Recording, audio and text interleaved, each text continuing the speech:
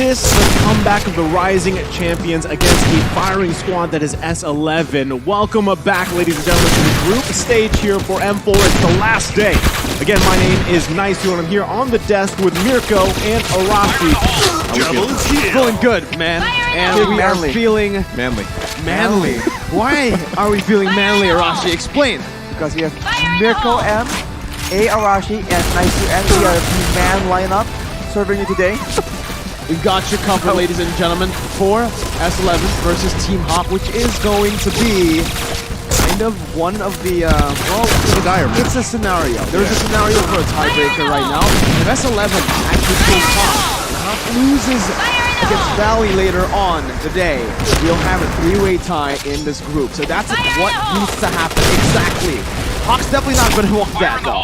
I mean, maybe the people at home want that, right? They still want to watch these group stages unfold. But before we get started, we would like to thank our official sponsors once again. M4 is powered by Moonton, presented by TikTok, the official content partner, supported by Secret Lab, the official gaming chair, and eSports Charts, our analytical partner.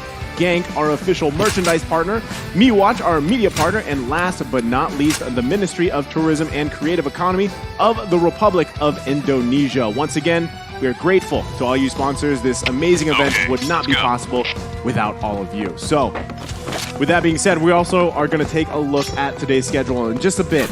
But, I mean, this is the halfway point, right? I mean, match 3 is ahead of us. We started the day off on I feel like a high note, but also a surprise note, right? And it started with S11, right? So we're going to be taking a look at the schedule for today for how the rest of the day can unfold. And like you said, there's a lot of scenarios here, Mirko, at play. Well, let's take a look at it right now. Again, if you guys missed match 1 and 2, here are the results. S11 upset the world again by beating RRQ Akira. Echo, PH, still one of the title contenders here, beating Occupy Thrones. And now we're here. Match 3, S11 Gaming versus Team Hawk. Again, if the tiebreaker were to happen in Group D, S11 has to win this, then later on, the Valley will have to win against Team Hawk. So a lot of ifs for sure, but later on, of course, Echo against RSG and RRQ against RSG as well. So plenty of exciting matches. We're only halfway through, so don't miss out. And now we take a look at the standings. Yeah, we're going to take a look at the standings here just so everybody knows what's going on. Again, not everyone gets to watch the entire tournament. And with it being the last day of group stages, a lot here is still on the line, right? Group D, as you can see, RRQ Akira has 2 points. Followed by the Valley, they're at 1 point.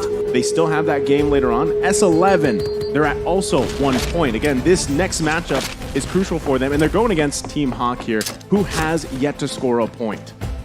Fire in the hole! Team Hawk not really doing so well right here in this group, but of course, they're not a team that you can just ignore. They are Definitely a very not. competent team as well. So this is what becomes concerning, right? A lot of people are asking, some of these teams have seemed to just improve so much overnight. Have they just been holding back? Well, you know, again, Team Hawk, they're the Malaysian champions. They're not just any random team.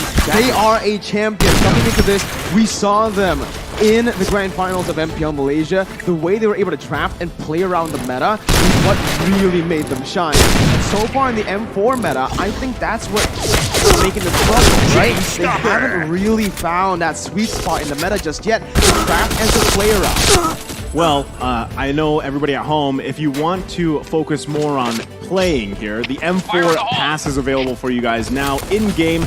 All you have to do is complete all the active tasks and you'll reach level 75 at ease and for free. So log in now, exclusive rewards like the Beatrix Light Chaser, Beatrix Stellar Brilliance, and the M4 Beatrix figurine that we've been talking about a lot Non-stop. here. It's waiting for you guys. So the hashtag is going for the big hashtag Mobile Legends Bang Bang, hashtag MLBBM4, and the last one, hashtag Dare to Be Double kill! Daring to be great is something that, again, every single team has been doing at M4. And right now, you guys can participate in the M4 guess, all right? We know it's unpredictable, but that just adds to the fun of it, all right? Join the guest from December 26th to the 15th of January to get up to 10,000 Pass XP, right?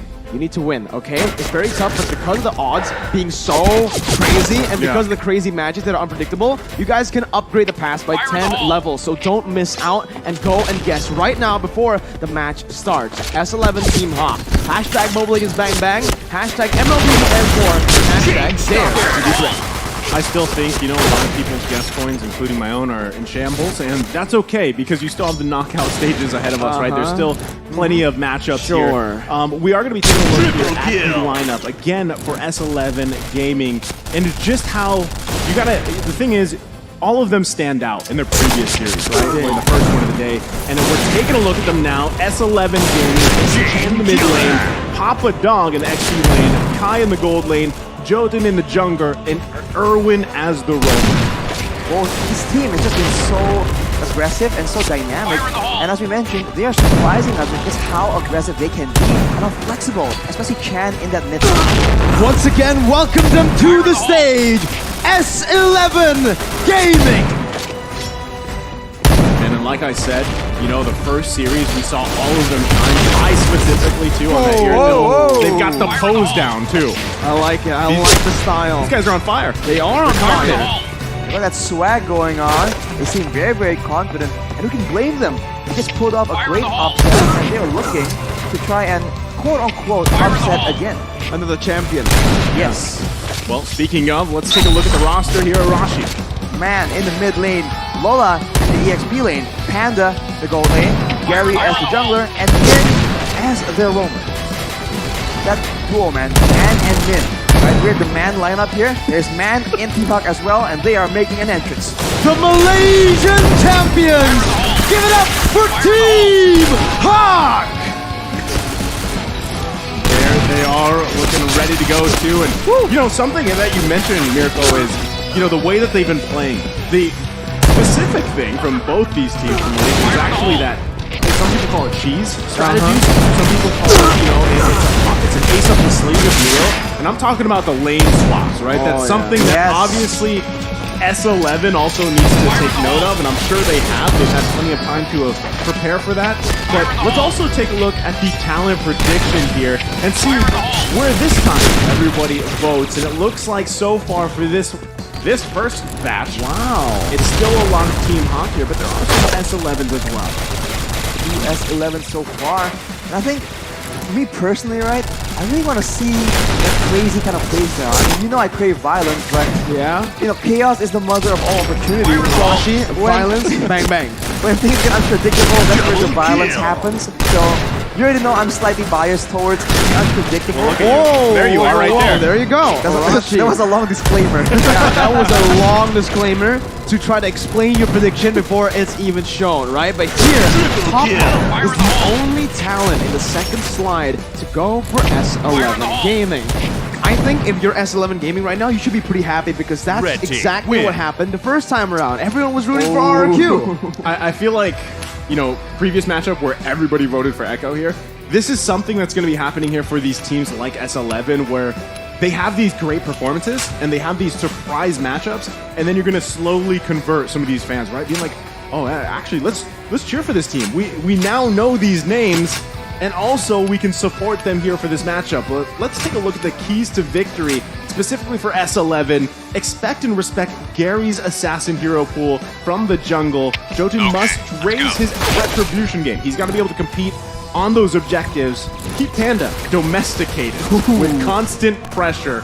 So keep a hand on that Panda there, right? Be cool, stay clean, play with discipline. I think that is also very crucial because you are going against a team, like Arashi said, that loves to play violent, a little chaotic, right? And be that calm, collected team to handle that ahead of you. Well, to add to that, the information that we have is that Team Hawk, they are very good at adapting and seeing what you have to bring to the table and just countering completely. The key to victory for them right here is to force S11 Gaming to make mistakes with early rotations. Min and Man to recalibrate their twin connection. That is something that they have been using so much to gain so much success. Prepare against front-to-back compositions. Have enough dive if they require to shut down perhaps the gold lane or the mid lane. And don't overthink it with the battle spells, right? Just do it. And there's a fun fact when you're looking at Team Hawk. They got a special analyst, man. That's Balance. a player that used to play with Gary, Min, and Man back in Orange Esports, right? So he's going to be helping Hawk now as an analyst, and he's a brilliant line, man. This is the man who actually was able to almost outplay Omega, I believe. Remember at MSC. But now, let's take a look at audience prediction right here. even. Wow. And it's pretty even. Yeah, it's very, very even, where a lot of people are going for an S11 gaming too.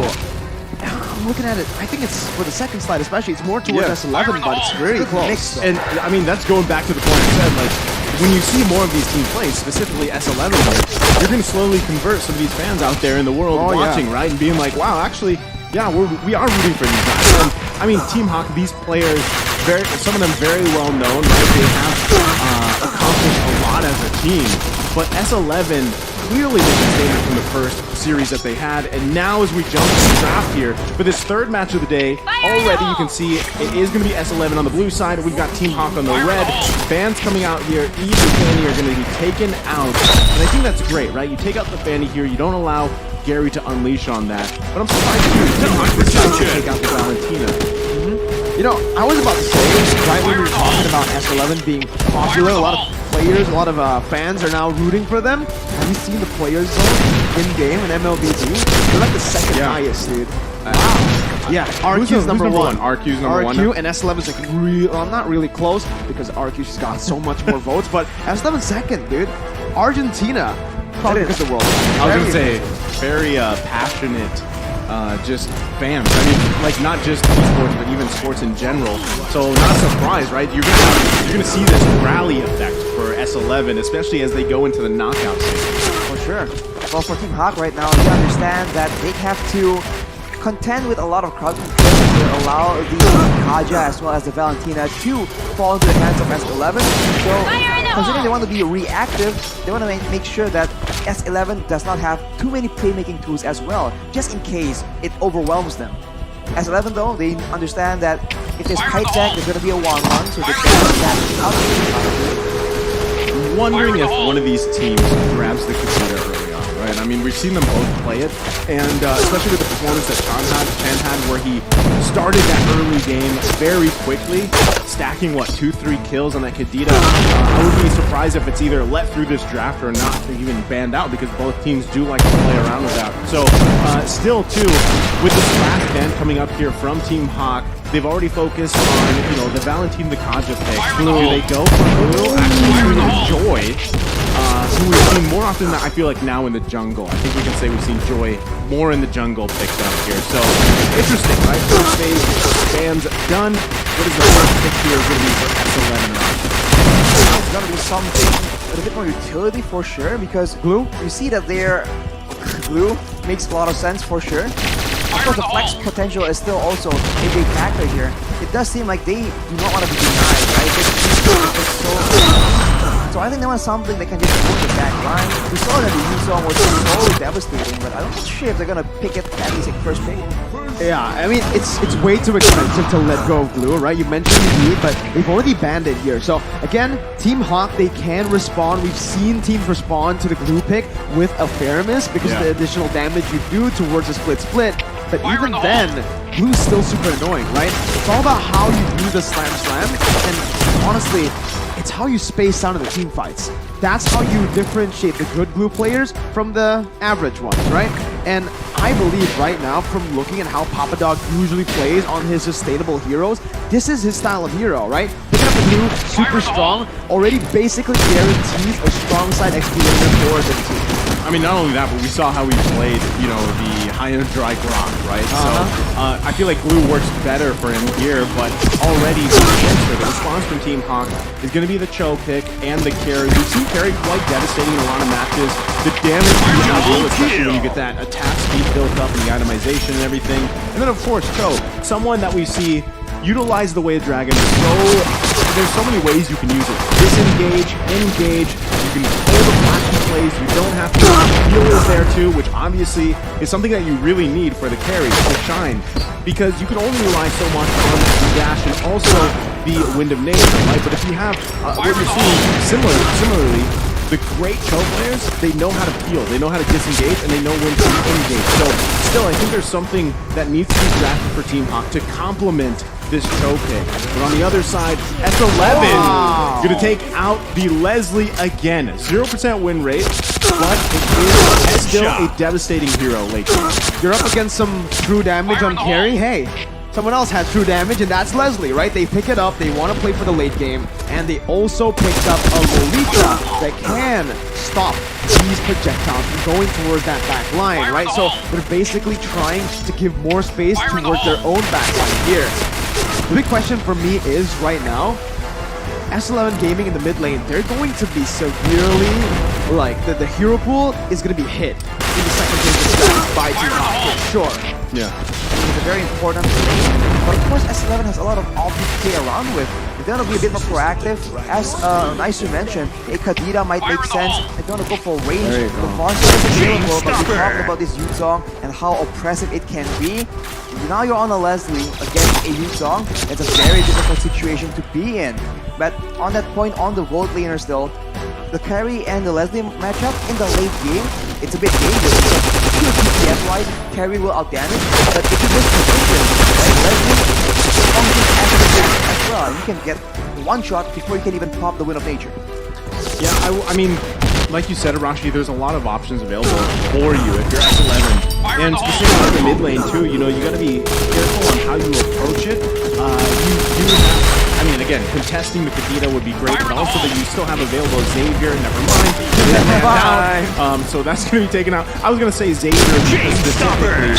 Same situation, right? You have a great heal mechanic available to you in this field. You also have that low cooldown Dawning Light as the game goes on, able to chunk down members here from Team Hawk. So, yeah, I mean, Leslie as well. But it's the same thing. You have to protect this Leslie because you have Lolita, which is great, but still you want to have a multi-dimensional kind of option for you to use. You know how I would do that here? If I was S11 Gaming, honestly, look at this composition, right? We've seen this before too. S11 ban out the concept, so far it's going exactly as I'm thinking, but they might want to go for the Lunox here, right? If there's anyone who can really peel for the Leslie in the back line, it's someone that does damage, that can melt the backline presence or the backline threat to them, which is the Yuzong, right? That's the only way to peel from a Yuzong. Yeah, I mean, technically you can go for a Diggy, but they already have a Lolita, right? So the real answer from me right now for S11 is picking up something like a Lunox that can really melt down the Yuzong, so it just stops him from going towards Leslie. The secondary damage source in case they want to tunnel vision. It's a bit of how we saw earlier, right? When you have two very solid sources of damage, you have no idea which one to focus down. If you focus one, the other just goes out of control. And if there's only one tool available in the side of Team Hawk to shut down a single hero on the back line, if you have two from S11, it might be quite difficult. Now, the question is again, for Team Hawk, do they want to try and zone away the Leslie using or do they want to go for an assassin? They can just back up the dive coming in from the whole team. You know what? I really like how Team Hawk is like, you know what? Fine, we'll also ban the mid laners despite not having a mid laner themselves. Yeah. Because Mon is such a dynamic player, has a lot of heroes in his arsenal, right? We've seen him play the Eudora in the grand finals in MPL Malaysia, so at this point, I'm just waiting for him to pull off something like even a Diggy mid again. I was gonna say, when you mentioned Diggy earlier, I was like, well, you know, possibly we could potentially see Diggy mid. It has worked before. Yep. And again, Kadena still on the table if they want to take it with that burst damage. It gives you another option here for Team Hawk to focus on the backside. But so far, they're going to hold off on that mid lane pick. They do lock in the jungle here. We're going to see him again, but right away, S11 going to lock in Karina here. So this is another unique hero coming out, and I mean, how is this going to work out, Arashi? Is this a solid choice for them? Well, Karina will have a bit more of an advantage, and he can block the basic attacks as well coming in from the carry. So that is a factor for sure. But looking at the comp right now, I fear for the safety of the Leslie man with a Link and a Yuzong on the field, but I hope you guys at home can hear. You can wow. We have chants and drums coming into the studio. Yep, the morale. Yeah, I believe they were on Team Hawk. I think so. I think so, yeah. Yeah, so again, Team Hawk. all the way from Malaysia, right here in Indonesia, in the Bali United studio. They are ready, man, with the support coming in for their team. Let's see, it's the Harith pickup that's going to be in the mid lane, I believe. Yeah, For mid. S11. Yeah. So again, it's not going to be that Lunox that we mentioned, but it is a magic damage dealer here. Still great. Still a great option. Yeah. I agree, it's still great, but again, there's a lot of lockdown, right? There's that Way the Dragon, single target, lockdown. I think Chan might have to go for that Purify. But technically, think about that overlap scenario, right? The Zombie Force, then you have the Numenor Blast. Like, you have a lot of options there to play around it. Hey, You called it. You're hey. an analyst now. I'm an analyst now. All You right, stood up for that. I know. I stood up, yeah. I share your excitement. Chain stopper. There's Eudora. Right, I mean, you talk about reacting, you talk about crowd control. Triple Well, kill. Eudora provides that, and in that mid lane, we talked about how important the control, the threat can be in allowing rotation. So with a Eudora that can just one-shot heroes later on in the mid-game, Team Hawk has a chance to just take control over the game outright. Man, one thing I love about Eudora is just the amount of burst potential, right? You also have a great stun option, a CC, which still is paired up really well with the Cho, like we were saying. You don't have that option available to you. And just take them to the Thunderdome if you want to. It's something that can really work out here. But S11 as well, kill. across the board. They've got that cryo glue pick that we've seen either work or it doesn't. And still, I mean, they have a lot of options to work around with. But I think it ultimately is going to start also in the jungle. But the band is going, and ladies and gentlemen, welcome to the third match here. Can S11 do it again versus Team Hawk? Man, that Eudora pick. Oh, I love it here, man. The Eudora is going to have so much value, right? You want to lock down Chan, you want to lock down Kai, and especially Jotun, who's now going to really struggle when he jumps in. He might have to go for like a magical defense item early, but I have to take a look at his... Oh, he went for the Mystery Shot. Shot. That's not going to be a tank Karina. It's a full damage Karina. At least it should be. It's an assassin Karina attempting to reverse down the Squisher members like Panda, like Gary, but of course before he can even get there, Lola needs to be dealt with first, and this EXP lane matchup, whoever comes out on top will determine the dynamic of the rotations, right? Because at any point, Blue if team during the course win. of a fight, a Yuzong shows up with the full combo, with a Petrify, that is just dangerous. And Glue can also wreak havoc, so that is a huge factor in deciding who has the upper hand for now. Yeah, I think right now, you know, Team Hawk gives the Lith Wanderer away. They don't want to really chance it because early on, without, you know, the Way of the Dragon, without the ultimate even from Man here, it's tough, right? Flicker in, though. Yeah, unfortunately, when you are concealed on Leslie, that second ability, the stun from Man, won't come out. So he actually kind of miscalculated. He should have used the first ability to just reveal him first. Was out of range by the time he realized. So, again, a bit of a misplay. That's a flicker burn, but chance to be taken low, taken down even here. What a You can use the rotation. Purify, but hey, that's the damage, just melting him down. You can't purify damage, my guy. That is the best crowd control, right? Death. You can't. That is the best crowd control. So, it seems like Team Hawk, despite the reputation for being more adaptive, they have taken matters into their own hands, but S11 still has control in that turtle pit. Slick movement by Kai, man. I mean, at this point, that little early first blood from Team Hawk should set themselves up for a decent turtle take here. As S11 is going to start it up, though. Black Dragon formed by Lola, zoning Jotun away. Has the Petrify, is going to be stunned up. Here's Jotun, jumps into the back line onto Min right now, and that's going to be the damage coming in. The burst was able to take Jotun down. Min's going to be taken low, has the flicker to get out as Man is jumping in. Gary finds retribution as he pops on top of the blaze. Man picking up a double kill as Gary just slides across the place, picking up his sword and getting out. That looks so messy, but the crowd control yet again prevails.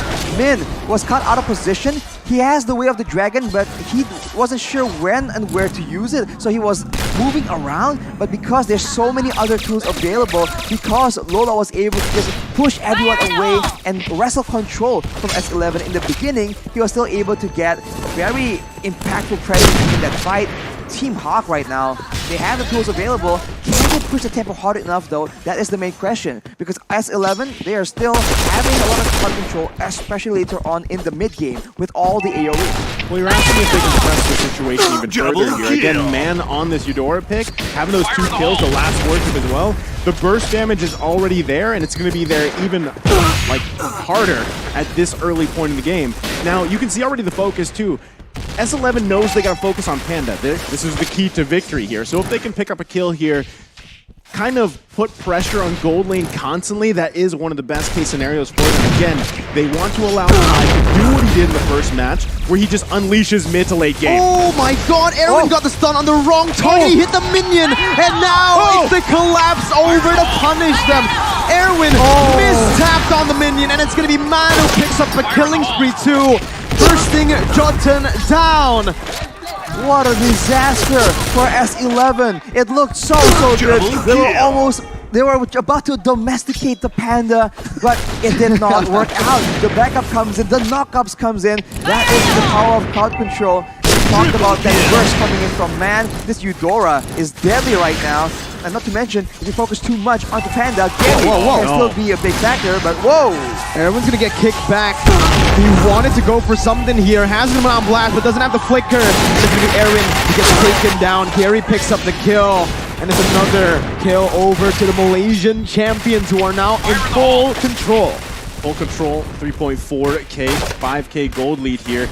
This turtle should be theirs as well, and questionably, Erwin, I mean, he was just maybe buy time on the turret, but better to let it go, because now this is one objective after the other going in the hands of Team Hawk here.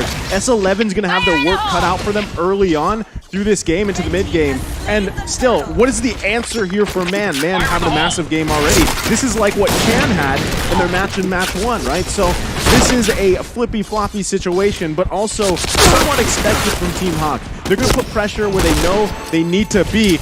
Min, though, it's going to be stunned up. That's about it, right? There's no real threat right now from S11 in terms of damage. Chan still needs to scale. Might as well, but who doesn't need to scale? It's Man on the Eudora. That's an early game made for a reason. Really just got melted. Terrifying amount of damage onto the roamer. If your roamer can be one-shot like that, that allows Team Hawk to just deny any kind of inquisitive maneuvers coming in from Erwin. He cannot find vision, and with that control, with those threats, they're able to get the turret, but Man here is the main target for S11. There you go, everything used, and still it's not surviving, but Chan jumps in with his Mon Force, picking up a shutdown and putting some gold in his pockets, collecting it. Lola still with the Black Dragon form, now going to be out of there, going to be immobilized down, but still able to get out with a Furious Dive. Meanwhile, in the back line is going to be actually Jolton, who gets kicked back to the team, has the maneuverability to get out for a bit before Panda finds the kill. Gary now still trying to look for more damage, but it's S11 who decides to back off, and it's an equal trade in the end. that could have been way worse, right? I mean, for either team there was a lot going on, but still, it was pretty much an even trade so far, and that's the thing. The thing about Team Hawk is the pressure from having a Eudora, the pressure from having a Cho is showing for S11. S11 has to work around this, right? But again, time could be in their favor if they can get to the point where mid-late game, they've got some farm. Kai hasn't died yet. This is very reminiscent, like I said, to previous game where we were kind of counting out Kai, but then he flipped the tables for S11 in the previous matchup. So this could still happen for them. True. And Chan as well. Chan, he needs to continue to build up. You saw the Zaman Force. If Team Hawk gets out of place, Zaman Force works so well to find the kills that you need with this Harith, or even set up the rest of the team here. But already another turtle being worked on Team Hawk. They should be able to just secure this with a breeze. S11 going for a trade, it seems, but with only 2 members down here, it's still very vulnerable, and Team Hawk might just make a play here.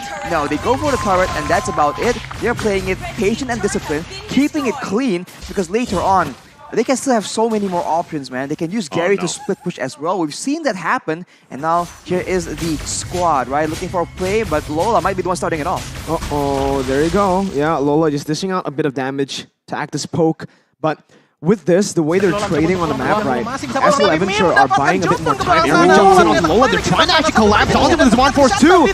Lola taking very little away. The Dragon connects onto Jotun. His chance still able to actually get out. Look at him now. Blast connecting onto 2 members. Mon's still able to flicker out. Papadon going to be knocked up. Chance still going to be able to survive, but it's scary.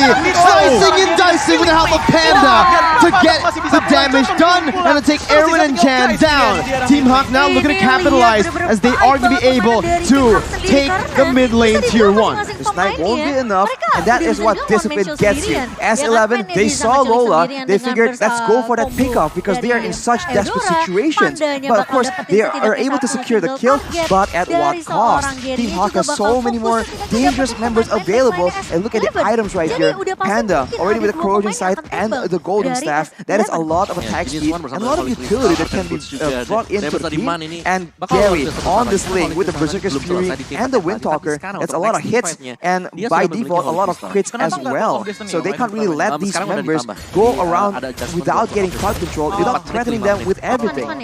Yeah, again, you know, with Kai not dying yet, that's a great situation to be in. But what we're seeing from Team Hawk is that backline dive is so strong. You have Gary, you have Lola to do that, and man, if he decides to flicker in and just throw out that full combination from Eudora, then Kai could be easily taken out here. So still, S11 buying time, they might be better off just giving up this first Lord, because if they actually contest it or try to fight it, they're most likely going to lose the fight here. So Team Hawk starts up the first Lord of the game.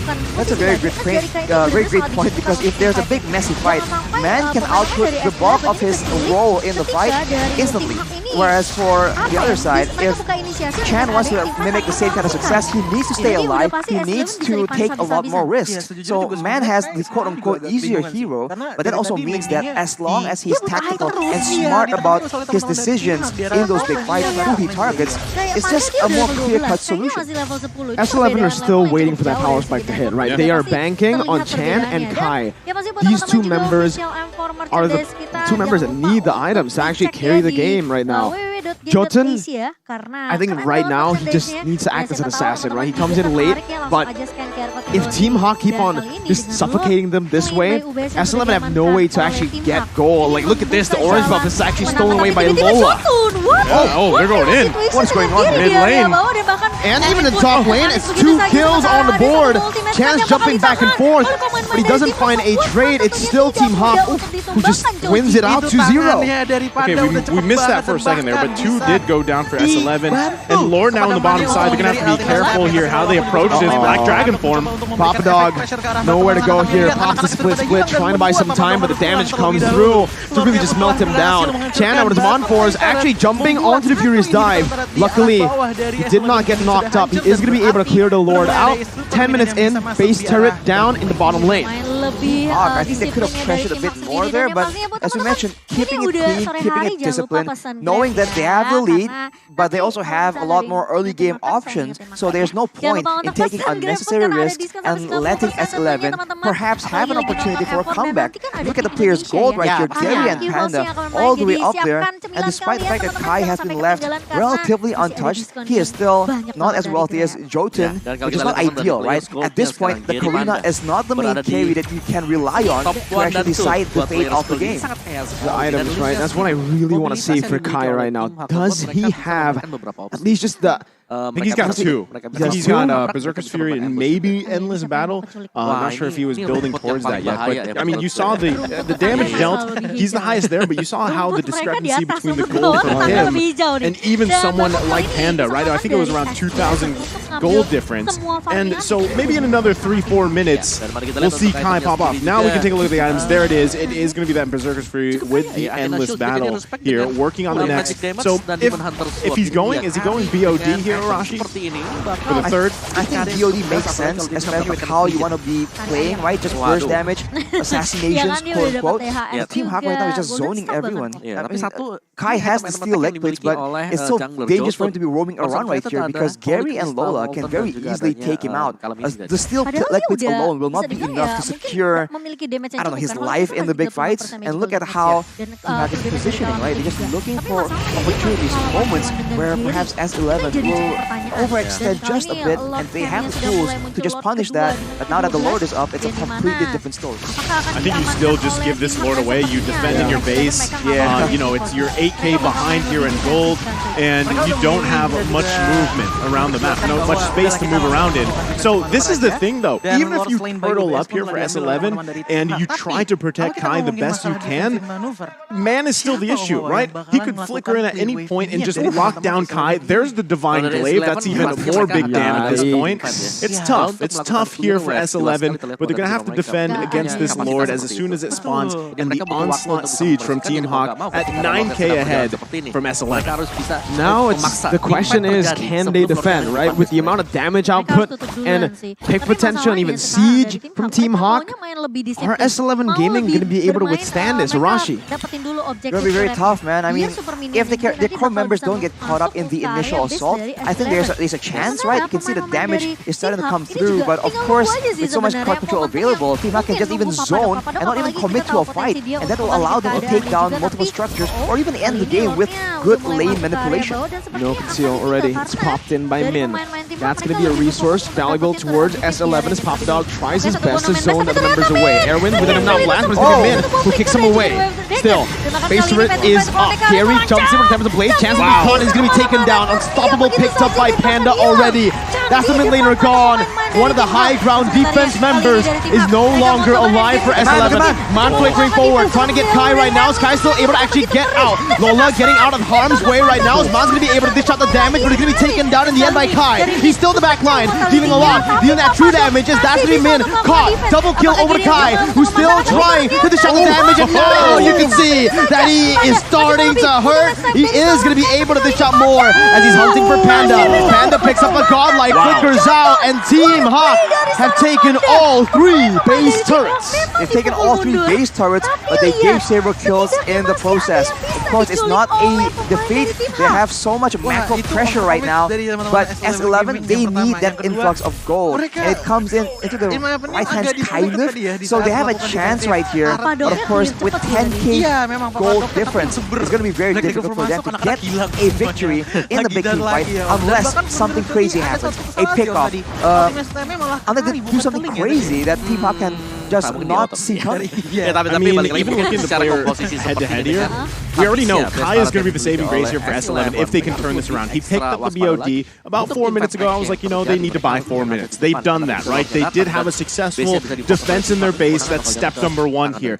If they want to go ahead and either find a pick off of their own before that next Lord comes up, that's probably what they're going to try to do, get in position here. That will be crucial for S11 to turn this game around. They've just got to be careful because the base is fully exposed. They've got no inhibitor turrets left. That's why you have Papa Dog parking up here on the top side. Knows that Gary will be splitting around the map here, but in just a couple seconds, Lord now going to be up, and they've got to be careful on how they approach it.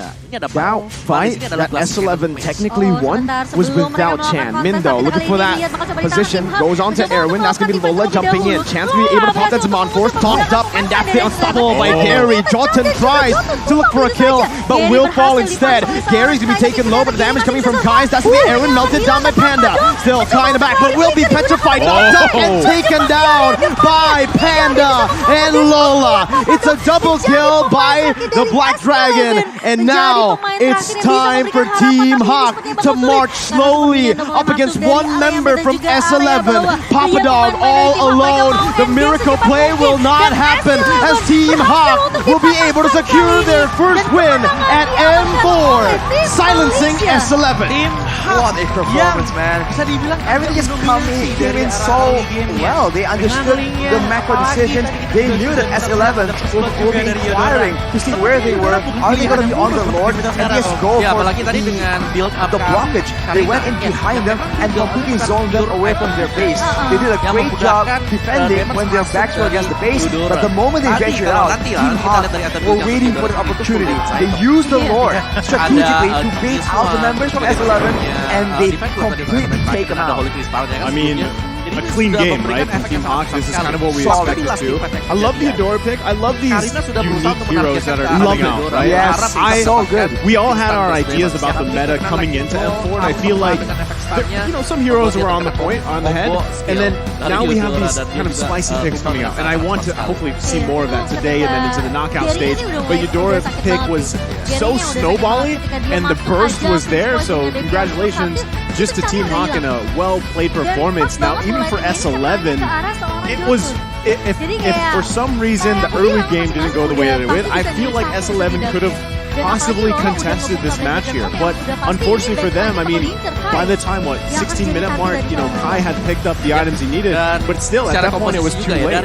This is why it's just so difficult, right? It only takes one. You think that a dominant game just requires so much setup, a big fight? Sometimes it's one single moment, right? We talked so much earlier about that almost like a misclick from Lolita, right? And also, they fell behind too much early on. Exactly, because of these small moments, they fell behind just slightly. And Team Hawk, they are not a team that will allow you to make those kind of mistakes and not punish it. They grab onto it and ensure that you will pay the price for making a mistake against them. Man, So much. Man, yeah. Man. You gotta mention man. Us here on the desk, man, and man in the game, because that Eudora pick, I still just wanna shout it out, right? shout it out. Shout it out. Man on the Eudora. There you go. But, oh man. This was the pick that, got them the game against Todak in the Grand Finals in MPL Malaysia Season 10. And I'm glad we're seeing it here on the world stage, right? Team Hawk are finally finding their comfort on stage. And it's amazing. Yeah, I mean, let's break it down because you called it in the draft, Mirko. Arashi, how did this all come out for Team Hawk? I think they have the right idea, right? Control the mid game, especially the mid lane as well. And we were talking about the synergy between Min and Man. And yes, the Cho and the Eudora being the main engaged crowd control tools work very, very well. And I think that overall, the idea that they have so much burst damage just allows Panda, who at this point has so much damage right here. He has 3 damage items, but that's enough, right? The kit coming from carry is what makes it so versatile, so flexible. He has 2 defensive items, and yet he was still able to melt down anyone who just spends long enough in front of his face. So it just makes it so difficult for S11 because they can't out-damage, out-burst Team Hawk, but at the same time, they can't really out-DPS them either. So they're caught in a difficult situation. They require some kind of surprise factor, but they don't even have the right crowd control tools because even okay, they can run Aaron, maybe with a flicker, Luminum Blast, but aside from that, Papadog was the only one that can just make an engage happen, but it's too telegraphed. The glue can't do that. That's why I'm wondering, like, what if Jotun decided to build the Karina differently, right, instead of pure damage? Because at that point, you didn't really even get the opportunity to be that assassin Karina, right? Now we have gone through stages where we've seen Karina built a different way, more so a tanky type where you're kind of a distraction here. Maybe that could have worked for them, but let's take a look here on the stats for the game. Well, Gary is still the rich guy. Gary though, he's gonna be Panda. He was free hitting a lot. There's a lot of beefy members just trying to tank damage on instead of S11, so that worked in his favor. Papadog unfortunately cannot tank enough because of the drafting, right? This all came down to the initial draft. They had just so many more tools, and whatever obstacle that S11 is prepared for Team Hawk, they have a solution, right? If it's the engage, they have crowd control. If it's that long-range marksman like that Leslie, they have the dive to deal with it. The tankier members like Papadog, they have the carry. Of course, we saw in that last fight, the Numinum Blast got cancelled by Min. So we talked about Team Hawk being reactive, and actually, they quite delivered in this game. I think I mentioned it during the draft, right? If S11 really wanted to play with Kai or around Kai, they need that Lunox. I think they were looking for that kind of the same strat with the Harith, but Harith just doesn't have that damage. Even in later on, against the Yuzhong who's so sustainable, you won't be able to melt him down. But this is your MVP for the match, third match of the day, and it's Panda, obviously, man. When you saw the head-to-head, you probably see that, hey, Kai is miles ahead, but in this game, Panda showed levels, man. Yeah. Unfortunately, they didn't get to domesticate the Panda, which was the key to victory, right? Wild Panda, right? Wild Panda just unleashing 8-0-4. Team Hawk protected Panda like he was an endangered species. Yes, I mean exactly, right? Dangerous though. They are. They're dangerous. They are. Take them, especially when they're violent. Exactly, especially when they're bears. Okay, all right. Well, pandas are still bears in the end, so they are a very dangerous animal, and we'll see a bit of that killer instinct coming in from Panda in the highlights soon enough, because in this game, he was taking a lot of risks, and it looks quite reckless, but I think at the end of the day, he knows exactly what the potential plays are. Here is that almost fatal mistake we saw coming in from S11. It's very, very unfortunate, and with that lead, you can see Panda, see, he just knows. He's aware of all the potential threats, and he, despite being so up front with the short range of the carry. He is just waiting, preparing his dashes to just get out of danger. See, I think, Miko made a good point here. You saw that early burst damage coming out from Man, the Eudora, and if there would have been, let's say, a Lunox on the other side, that burst damage early on is there for you as well, whereas Kareth needs a little bit of time to build up here, and that just kind of, the early game wasn't there for S11 the way that they wanted it to. And my other question is, like you said, Glue, is he really that OP, or is, because I mean, I do agree that some teams honestly are just picking Glue because he's open in some situations, when you could actually just go with a different hero next B lane. You're really seeing it here, right? I mean, I think Papa Dog, unfortunately, it's just, he wasn't really able to do anything against the carry. He got melted down before he did anything, and he can't really act as that crazy frontliner when the only utility he has is on that slam pass when he mobilizes the enemy. It's a little one-dimensional, and I think in the right composition, I think the power, the main strength of a Glue is the fact that you're so tanky, right? You can be so disruptive, and at the same time, whenever anyone sends members at you, right? Any team tries to send the squad at you, you can escape very easily because of the regen combined with, just how annoying it is when the small blobs just blocking out all those skills. So the U-turn can almost operate the same way. So I think when you need pressure, when you need a huge distraction or maybe a huge split, right? Pun fully intended. If you need to split up your opponents by being in the center with a Glue, it makes sense. But if you're trying to dive in, you're trying to just like take someone out, something like a Yuzong or a Lapu Lapu just has so much more impact. And you see it today. Lapu Lapu and Yuzong both showing again the danger of a damaged EXP lane, especially when you're relying on your gold lane to survive. Yeah, actually, wait. The first Glue that we saw at M4, I just remembered, was on Vengeance, not on Flicker. And that was the one that was really OP. You're right. Maybe it's a battle spell. Maybe. Right? But we are going to look at the next match ahead of us just here. There it is, right now. Echo and RSG Singapore. Another crucial matchup here. And I mean, Echo very dominated, right? So this is going to be a tough game for RSG Singapore, but still crucial. I mean, they do have a very strong squad as well. We've seen them plenty of times. And if it's anybody that can give an Echo a game here, it could be RSG Singapore. There is a possibility